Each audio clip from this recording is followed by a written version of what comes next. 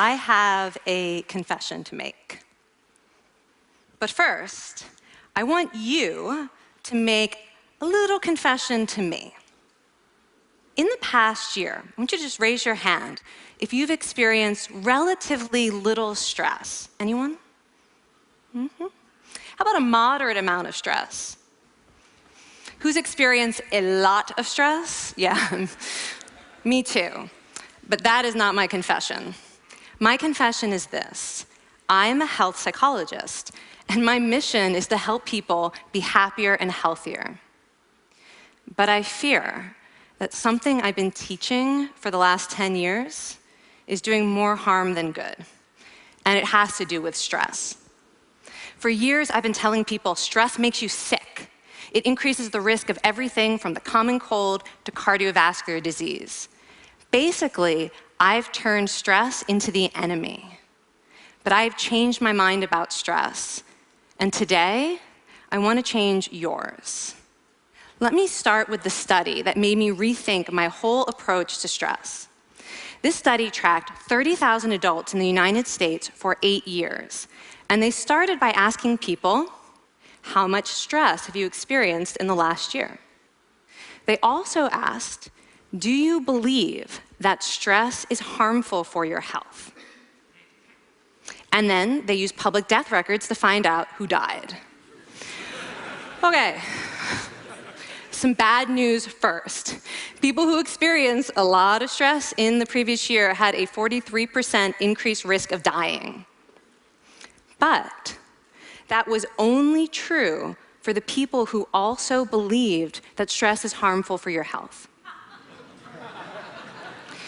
People who experienced a lot of stress but did not view stress as harmful were no more likely to die. In fact, they had the lowest risk of dying of anyone in the study, including people who had relatively little stress. Now, the researchers estimated that over the 8 years they were tracking deaths, 182,000 Americans died prematurely, not from stress, but from the belief that stress is bad for you. That is over 20,000 deaths a year. Now, if that estimate is correct, that would make believing stress is bad for you the 15th largest cause of death in the United States last year, killing more people than skin cancer, HIV, AIDS, and homicide. You can see why this study freaked me out. Here I've been spending so much energy telling people stress is bad for your health. So this study got me wondering, can changing how you think about stress make you healthier? And here the science says yes. When you change your mind about stress, you can change your body's response to stress. Now, to explain how this works, I want you all to pretend that you are participants in a study designed to stress you out. It's called the social stress test. You come into the laboratory, and you're told you have to give a 5-minute impromptu speech on your personal weaknesses to a panel of expert evaluators sitting right in front of you. And to make sure you feel the pressure, there are bright lights and a camera in your face, kind of like this. And the evaluators have been trained to give you discouraging nonverbal feedback, like this.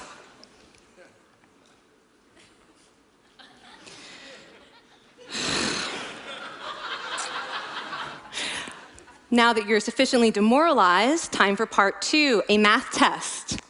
And unbeknownst to you, the experimenter has been trained to harass you during it. Now, we're gonna all do this together. It's gonna be fun, for me. Okay.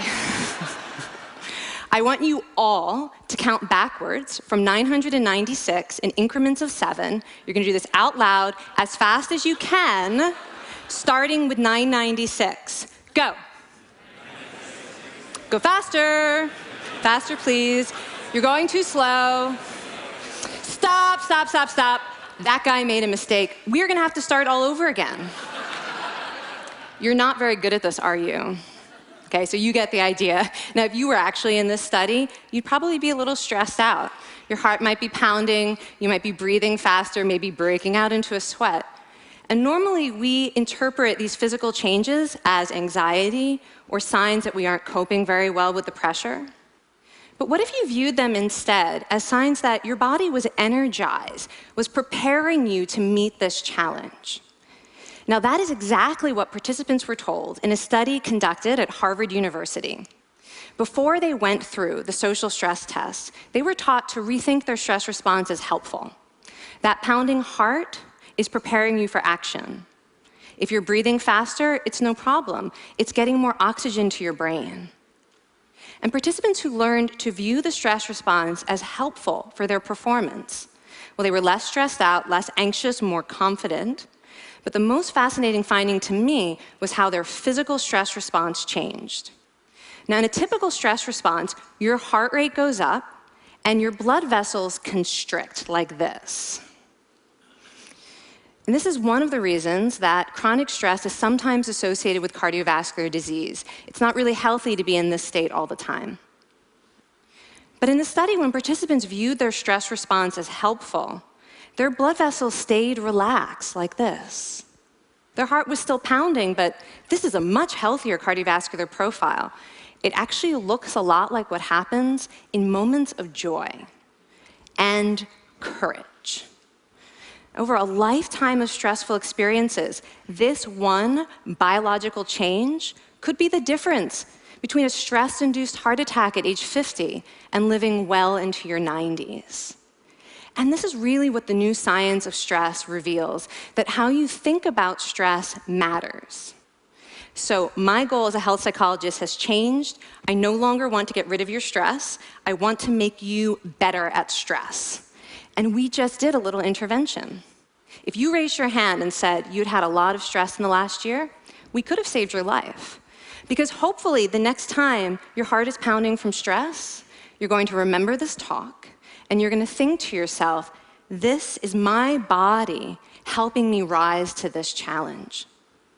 And when you view stress in that way, your body believes you, and your stress response becomes healthier. Now, I said I have over a decade of demonizing stress to redeem myself from. So we are going to do one more intervention. I want to tell you about one of the most underappreciated aspects of the stress response. And the idea is this: stress makes you social. To understand this side of stress, we need to talk about a hormone, oxytocin. And I know oxytocin has already gotten as much hype as a hormone can get. It even has its own cute nickname, the cuddle hormone, because it's released when you hug someone. But this is a very small part of what oxytocin is involved in. Oxytocin is a neurohormone. It fine-tunes your brain's social instincts. It primes you to do things that strengthen close relationships. Oxytocin makes you crave physical contact with your friends and family. It enhances your empathy. It even makes you more willing to help and support the people you care about. Some people have even suggested we should snort oxytocin to become more compassionate and caring. But here's what most people don't understand about oxytocin. It's a stress hormone. Your pituitary gland pumps this stuff out as part of the stress response. It's as much a part of your stress response as the adrenaline that makes your heart pound. And when oxytocin is released in the stress response, it is motivating you to seek support. Your biological stress response is nudging you to tell someone how you feel instead of bottling it up. Your stress response wants to make sure you notice when someone else in your life is struggling so that you can support each other. When life is difficult, your stress response wants you to be surrounded by people who care about you. Okay, so how is knowing this side of stress going to make you healthier? Well, oxytocin doesn't only act on your brain, it also acts on your body. And one of its main roles in your body is to protect your cardiovascular system from the effects of stress. It's a natural anti-inflammatory. It also helps your blood vessels stay relaxed during stress. But my favorite effect on the body is actually on the heart. Your heart has receptors for this hormone. And oxytocin helps heart cells regenerate and heal from any stress-induced damage. This stress hormone strengthens your heart.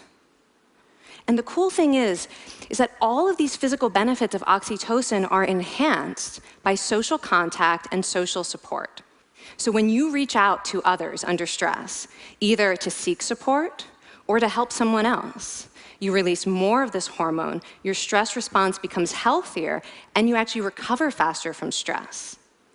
I find this amazing that your stress response has a built-in mechanism for stress resilience. And that mechanism is human connection. I want to finish by telling you about one more study. And listen up, because this study could also save a life. This study tracked about 1,000 adults in the United States, and they ranged in age from 34 to 93. And they started the study by asking, how much stress have you experienced in the last year? They also asked, how much time have you spent helping out friends, neighbors, people in your community? And then they used public records for the next 5 years to find out who died. Okay, so the bad news first. For every major stressful life experience, like financial difficulties or family crisis, that increased the risk of dying by 30%. But, and I hope you are expecting a but by now, but that wasn't true for everyone. People who spent time caring for others showed absolutely no stress-related increase in dying, 0. Caring created resilience. And so we see once again that the harmful effects of stress on your health are not inevitable. How you think and how you act can transform your experience of stress. When you choose to view your stress response as helpful, you create the biology of courage. And when you choose to connect with others under stress, you can create resilience. Now, I wouldn't necessarily ask for more stressful experiences in my life, but this science has given me a whole new appreciation for stress. Stress gives us access to our hearts. The compassionate heart that finds joy and meaning in connecting with others. And yes, your pounding physical heart working so hard to give you strength and energy. And when you choose to view stress in this way, you're not just getting better at stress, you're actually making a pretty profound statement. You're saying that you can trust yourself to handle life's challenges. And you're remembering that you don't have to face them alone. Thank you. Thank you.